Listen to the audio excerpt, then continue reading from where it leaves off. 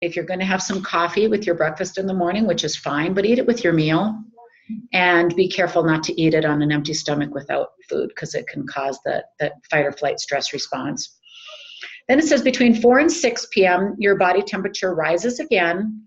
A light to moderate dinner is a good idea. By around 9 p.m., your body temperature dips again to prepare for sleep. Avoid eating a big meal at this time, as it interferes with your sleep. So your body cannot be digesting your food if you eat a large meal before bed and do the restorative process that it needs to do when you're sleeping. There's different hormones that need to be restored and replenished, and if it's trying to digest the food, it can't do what its role that it's supposed to be doing for replenishing these hormones. So just a good rule of thumb, it's eat a lighter to moderate dinner and make sure you're not eating something large and heavy like right before you go to bed. Well, like my husband eats more at nighttime than in the morning. He's not really a breakfast person. But he doesn't go to bed right after. Like he might eat something at 8:39, but then he'll go to bed at 11. Is that okay? Like, is that enough time for his body? Sounds like he's got enough break time there. If he doesn't have any complaints and what he's doing is working for him, I would never try to correct anything. Okay. If he's happy with his energy level, his weight, if he's happy, I wouldn't change a thing. We're on the total opposite schedule. Like, I'm more like this. I'm hungrier in the beginning of the day, and then at dinner I'm not really hungry, or I'm hungry by 5:30 and eat an early dinner, and then later on not.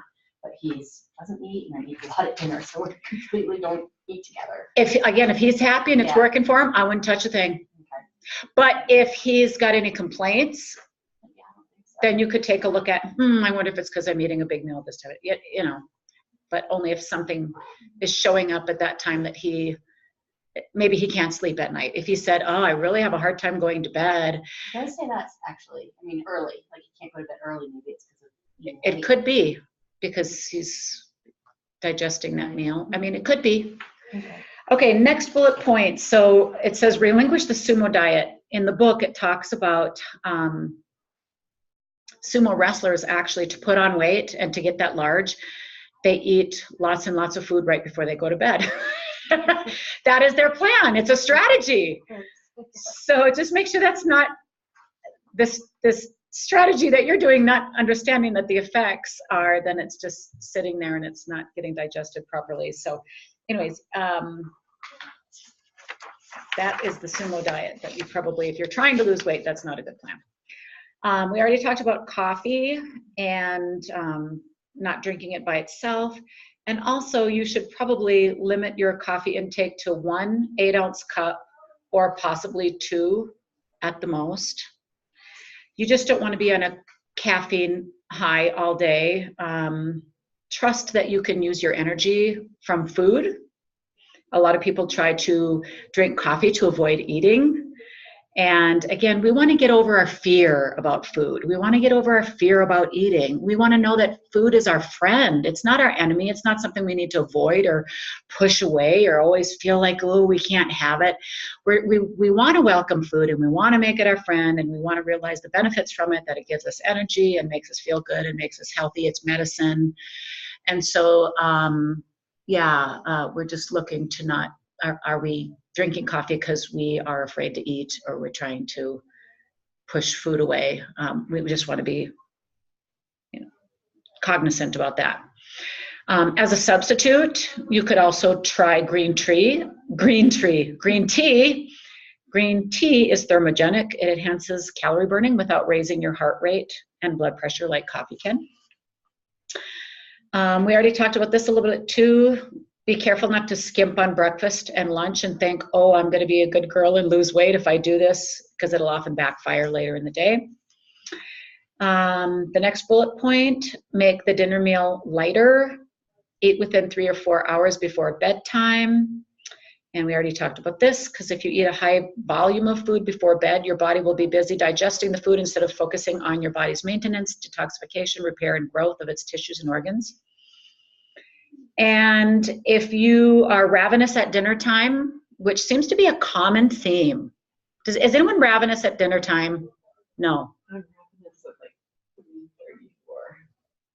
I'm more at like at 10 and 3-ish. At those in between times, I'm really hungry. So we're going to talk a little bit more about rhythm later, but it seems like I think that those that work till like 5 p.m., I think what happens is they eat lunch at like noon and then they don't eat anything till like they get off work at 5, they don't get home till 6, and then, you know, at 6, it's like you're just eating everything in sight because you've just gone too long. So if you've got that routine going on, it's best to have a snack. It will definitely help. And the last bullet point, when we live each day in stress chemistry and our cortisol level is constantly elevated, cortisol skews our perception of time. It makes us feel as though we are behind schedule and time is running out. This negatively affects our digestion. This last bullet point really goes back to slowing down, and if there's something that's causing you a lot of stress in your life, that you need to address that stress before you may find that your weight is able to come down. Should I give my kids away? Or just kidding. Emily, my heart goes out to you, because when my kids were that age is when I had a lot of challenges around food in my body. I was not getting enough sleep, and it requires a lot of energy to look after a 2 and 4-year-old. So you're just going to have to love up on yourself, give yourself baths. Yeah. I mean, do some deep breathing, do 15 minutes of yoga, as much as you can when you can. My heart goes out to you. It's not easy being a mom of toddlers. So I think I would like you to know that you are going to be probably a better mom if you are putting yourself also as a priority at times. Mm-hmm. Don't feel guilty about, I'm going to take this bath. I'm going to do this deep breathing. I'm going to take this nap for 20 minutes. Girl, you deserve it. Mm-hmm. Do it. Yeah. Right? Because it's hard. I enjoy this as much as I wish I would. Yeah. Everyone's like, oh, enjoy it while they're young. I'm like, no, I want them to grow up. I'm so tired. It has gotten better since they're both over 2. It's really hard, but anyway, yeah, they still cause stress. So that's probably why I'm not losing weight as quickly as I can. I think I just felt guilty doing things for myself. I just felt like I never could. And looking back, I should have probably trusted when my husband came home from work, I need to go up and take a bath. Can you get your own dinner? Or, you know, just that's a good time to take some time for you whenever your husband's around, and give yourself. I was a stay-at-home mom at that point. And my husband gave me the gift of letting me go to yoga like 3 to 5 nights a week. That's good. And that we were the happiest ever in our whole life as a family when that was the routine. Like, Dad came home, did dinner, got the kids ready for bed, and by the time I came home, the kids were, you know, I might tuck them in and snuggle them a little bit, but like. But you had something to look forward to at the end of the day too. You're like, oh, I get to have my me time, so it's better, yeah. But it's more challenging when you're at work all day, your husband's at work all day, and then there's still these kids that want attention, and you know, because they've been with other people all day. Yeah, my kids are in daycare, so I'm not with them all day, which I couldn't be. I tried at the beginning. I was like, I'm not insane. Like, I just basically work to pay for daycare, so I don't have to stay home with them. But still, you know, it's still hard. But it'll get better. It will get better. Yeah. Love yourself up, because it will get better. Yeah. And yes, like reading this chapter made me go, I crave rhythm and routine. I'm happiest when I have rhythm and routine. And I was looking at it and thinking, my kids crave rhythm and routine, especially my oldest one. He's always like, Mom, what are we doing today? Especially during breaks. Like, because it's like, it's just kind of like, it's open. Oh, we got up, we had breakfast, we're still in our pajamas, it's noon, it's okay. Yeah.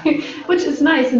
But at a certain point, there's also a need for rhythm in that. And then everybody's happier if, like, the dog gets his normal walk by 8:30, and, you know, because that just gets everybody moving and on different brain patterns and stuff. So I'm glad we have a dog to make us go.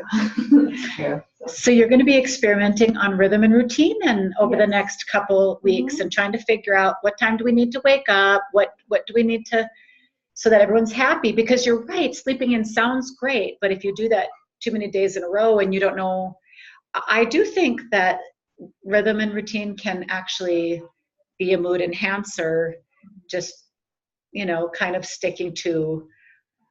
I was telling you earlier that my schedule has just changed because I'm volunteering 3 afternoons a week. So I now have 9 hours of structured activity in my week, which is nice and I like it. Yeah. But it definitely means that other things happen at different times.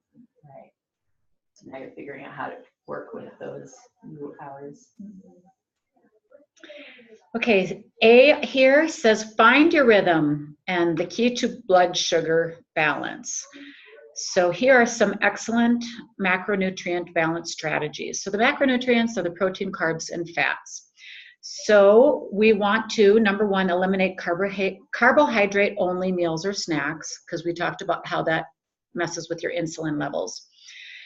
2, let protein and fat be at the center of all meals and snacks. So when you're planning what to eat, probably the first thing is you can have some carbs, but also make sure you're asking, is there some protein and is there some fat in what I'm about to eat? And if there's not, if it's just oatmeal, then I don't know, add a tablespoon of butter with it, or, something, a hard-boiled egg, or, so always, because it's really easy to do just carbs because there's an abundance of carbohydrates out there.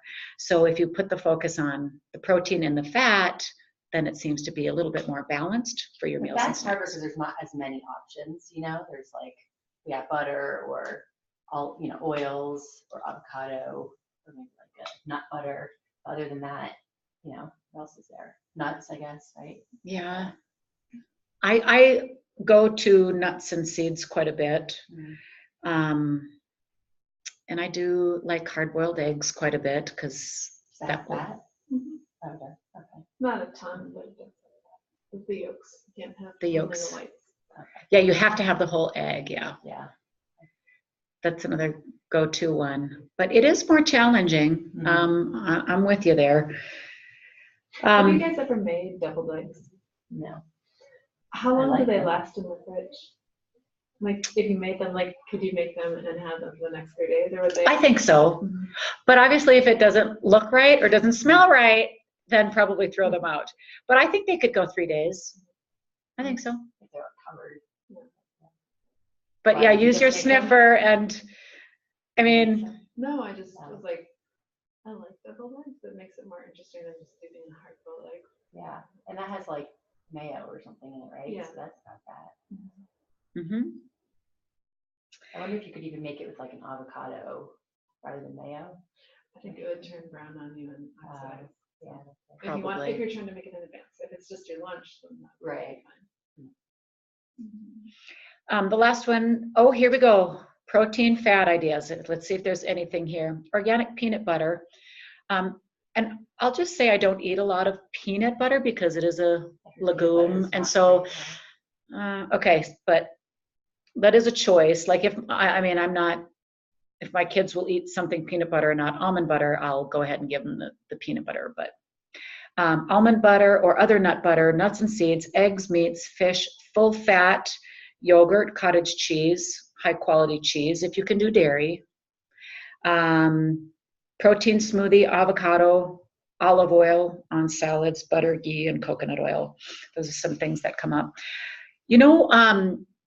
Even what I've done in the past, though, before, if I feel I need more fat, like if I have chicken, I will just melt chicken. You know how you dunk shrimp in melted butter?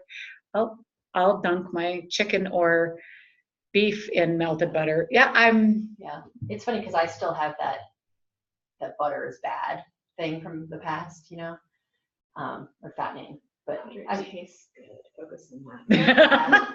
And it's not bad, right? I mean, the new consensus is I say no. I think that actually we've caused some health problems with being fat deficient in a lot of ways. And I eat a lot of fat. and I feel like my body is just at a very comfortable weight. I eat more, I think, than a lot of other people that I see that are always going on these diets. And so I don't gain weight off of eating fat. And my husband's eating a lot of butter because the high fat diet, you know. So I think it takes time though to reverse that mentality. Right. It did not happen for me overnight. It was a process because you have to undo what you thought you knew and what you thought you'd learned. So just gradually add a little bit more until you get comfortable with it. If that's what you need to do, it's a process. Have you heard of the movie Fathead? Oh, it's kind of a documentary, and he's kind of going against well, I don't know if he's going against the guy who did the, what was that movie where he ate only McDonald's for days? Yeah, well, this guy only ate fast food, but no carbs, like none of the French fries. If he had soda, he'd have diet soda, and he'd eat the meat and salad and stuff that still had like a lot of calories, but just the right kind of calories, I guess, even though it wasn't high quality food, obviously, but his like blood results were really good. And just cutting out the carbs completely. I think it's kind of, I don't know if he was not really promoting the keto diet, but he's also talking about how saturated fat is not bad, and how like even cholesterol isn't bad. I agree with all of that. And all that stuff. I agree with all of that. I think the whole cholesterol thing needs to be relooked at. Anyways, that's a whole another topic, but doctors who are prescribing statin drugs for being over 200, I think are sending the wrong message. Your body needs a certain amount of cholesterol for having all of the hormones to function. So, I don't think the 200 level is what we should be gauging on. And I'm kind of anti-pharmaceutical there, because I think that they can sell a lot more statin drugs if they put that 200 mark on there, and they're selling lots of statins, and it's not helping our heart rate. It's not decreasing, so it's not working. And so I don't know, there's a lot. If you actually did some Google searching on cholesterol and you looked at a little bit more naturopathic websites, they are really against the whole cholesterol 200 and all that stuff. So okay, part B, intuitive eating. So my goal for you is that you become an intuitive eater. So I also have this workbook, and I copied off a couple of pages out of it today. So I think this workbook is also great, teaching you how to, again, use your body for cues so that you're listening. Am I hungry? No, I'm not hungry. Okay, so then I shouldn't eat. Or, yeah, I am hungry. What does my body want to eat? Again, you have to use rational thought. Like if it's always wanting Pop-Tarts, you probably have to say, okay, that's not rational. So you have to put the quality food in there a little bit and kind of take a look at your sugar content and that kind of thing. But other than that, it really is listening to your body as to how much and what times. So can I add something? Because sometimes I'm not hungry, but then I like automatically get to the point where I'm starving. So I have to force myself to eat a snack, or at least a tiny snack, like a handful of nuts, just so that I don't get to that famished point later on. Yes. But I don't notice, maybe it's because I'm working and not really paying attention. Probably. Because I just feel like, oh, I haven't been hungry this whole time, and now I'm eating everything. I think if you start listening more and more frequently, you'll learn your body's pattern. And I can't stress it enough. I think it's so important. Like my body, I think, has a very interesting pattern. And I want to share it with you just so that you can see that if you think that you're weird or off track, your body is exactly the way it's supposed to be, and it will send you cues when it needs it. So I always thought, I get up and I tend to have really low blood sugar. I mean, a little bit of hypoglycemia going on. So when I wake, I have to eat. That's the only meal that I eat right away when I don't feel hungry. But if I wait even 20 minutes, I know it's coming. I'm going to get so hungry that it's going to be almost a shaking episode. So I've learned that the first thing I need to do when I wake up is to eat, because like you, it comes on really fast. So I will eat lately I've been on this kick of I'll have a couple of eggs and I have an almond flour tortilla that you can get at Natural Grocers that I love. And then I'll usually have, so I always put in like an extra vegetable. Like right now I have broccoli and then I have chicken. And so I kind of make this omelet thing. Strangely enough, I'm not kidding. If I eat that at 7:30, for sure by 9 o'clock, my body's screaming at me again. And I'm like, that never made sense to me. So I would always try to, I can't be hungry again. I just ate 350, 400 calories, but my body will burn through that first meal, nothing. And I used to push it away, but now I don't. 9 o'clock again, sometimes a quarter to 9, sometimes a quarter after 9, but I'm listening now. I'm listening. And I'm like, today it was a quarter to 9. I just eaten an hour and 15 minutes ago. I was ready to eat again. So, but I was going to my daughter's basketball game. So I just shook up some plain kefir and drank some plain kefir and took a scoop of nut butter. And I knew that kefir is like fermented milk almost. It's like yogurt, but it's thinner than yogurt. It's similar to yogurt, but instead of being just a straight bacterial culture, it's like the symbiotic cluster thing. Huh. Does it taste like yogurt? Yeah. Oh, okay. But it's thinner, so you can drink it, and that's just what I had. So, and then I get out for my daughter's basketball game, and since that wasn't a very large snack for me, that was pretty small. I knew that I would need to eat again before this class, because I have to look at my day every day, and I figure out, okay, because of Allie's basketball game from 9 to 10, I'm going to have to eat before, and I'm going to have to eat again, because I know if I go too long, see, I've listened now for a period of time, and I've really figured out like the quantity. So I'm like, I can have a smaller snack before the basketball game because I'm going to eat again in another hour, but I just need something, because if I know if I wait a whole hour, I'll be too far gone. So yes, then I come out, I had made some little homemade blueberry muffins. So I had 2 homemade blueberry muffins with butter I had brought along, and a scoop or 2 of nut butter. But I mean, already, I don't even know what that adds up to calorie wise, but most people would look at that and think, oh my gosh, that's a lot. I also now, after the class, I will go and I'll have a pretty good lunch. But interestingly enough, and thank goodness, my metabolism slows down later in the day. So where you say your whole rhythm thing, I typically get really, really hungry again around 3:30, 4 o'clock, and I must eat then. That is my evening meal. It's really, really strange. I eat at 3:30, 4 o'clock because I am so hungry. If I try to wait till 6, it ain't happening. And I've also tried just eating a snack at 3:30, 4. It does not matter. That was not enough. If I just have like some carrot sticks and some hummus, that will not be enough. It's too late. By 6 o'clock, I'm ravenous. I'm way overeating. So I eat a meal at 3:30, 4 o'clock. I feel like I'm similar to you. I think I could eat a big meal at 3:34 and then be done. And then I'm pretty much, then I listen, not hungry. And I listen, not hungry. And I listen. A lot of times, I might have like 1 hard-boiled egg before going to bed or a little swig of kefir, but pretty much I'm done then. And I've tried shifting it because my whole family eats around later in the day, like 6. I can't do it. I've tried it. Still sit with them? I sit with them. Okay. I serve them like I'm their maid, but I'm not hungry because I already ate. Did you do this even when you were working? When I was working, You were a full-time teacher at one point, right? not full-time, part-time. But I hadn't figured it out then, no. I hadn't figured this all out yet. I figured this out about a year ago, that if I just listen to my body, and I must eat at 3:30, 4 o'clock.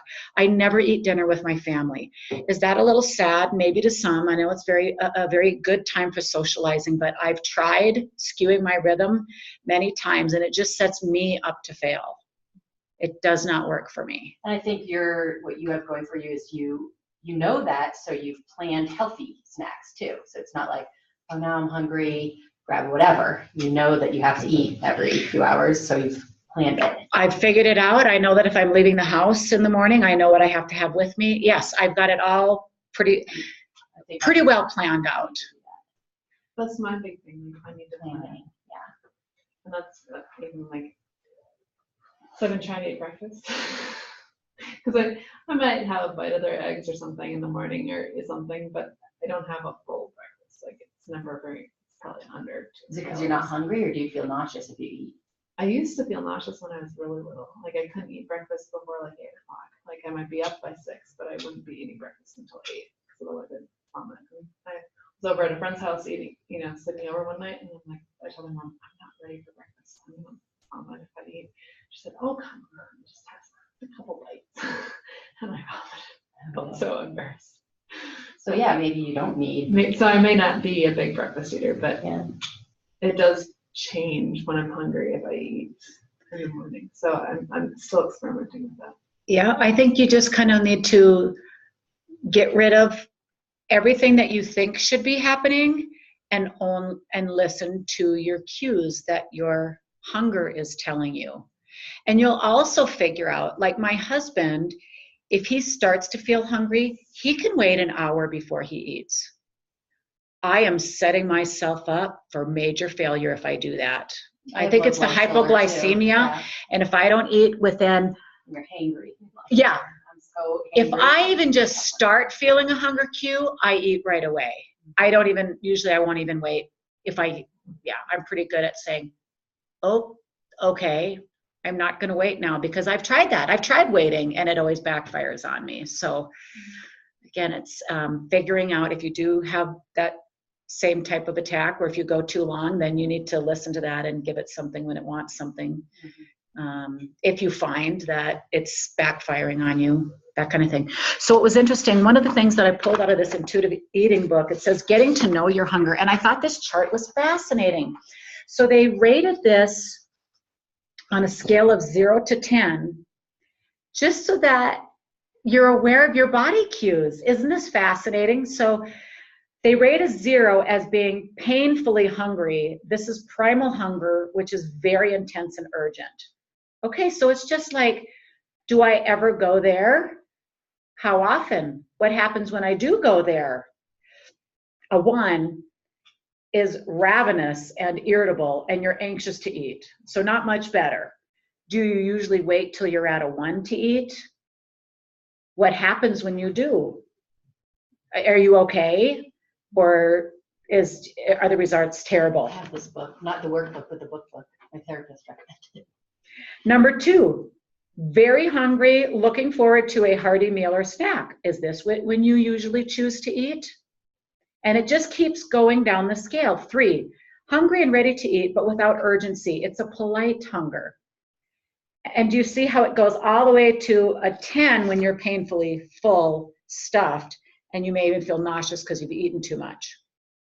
So what's interesting, what I want you to do with this is check in.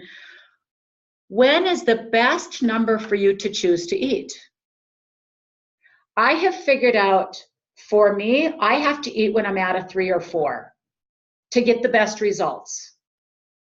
If I, and sometimes even a 5, because if I know that I'm going into a basketball game and I've learned that my body is going to be too hungry if I have to wait an hour and a half, I will sometimes eat when I'm at a 5, which is just neutral, neither hungry nor full. But I know that it's my best opportunity to eat something so that I don't go too long. Because given the choice to eat something when I'm neutral is better for me than waiting until I'm ravenous and I'm at like a 1 or 2. I figured that out. So using this scale, you can experiment with it a little bit. When is it best for you to eat? And then try to make that work as best as possible. Does that make sense? And then what's interesting is on the right-hand side, they've also put a check mark as to when they feel it's unpleasant or pleasant. My check marks would look different than this person who checked it. Because even my 2, very hungry, that's unpleasant for me. And my 3, hungry and ready to eat, I wouldn't still even call that pleasant for me. That's even slightly unpleasant. Not super unpleasant, but a little bit unpleasant. So it's interesting how you might have your check marks in a different spot than what they have based on how you experience the sensation of hunger. Does this bring up anything for you that you can reflect upon? Like, when do you typically choose to eat, and is it working for you? It's funny, because at this point I'm 38, so I spent 38 years not paying attention to it. And so I rarely feel hungry when I end up eating. And then when I am, like if I wait until I'm hungry, then I'm already in the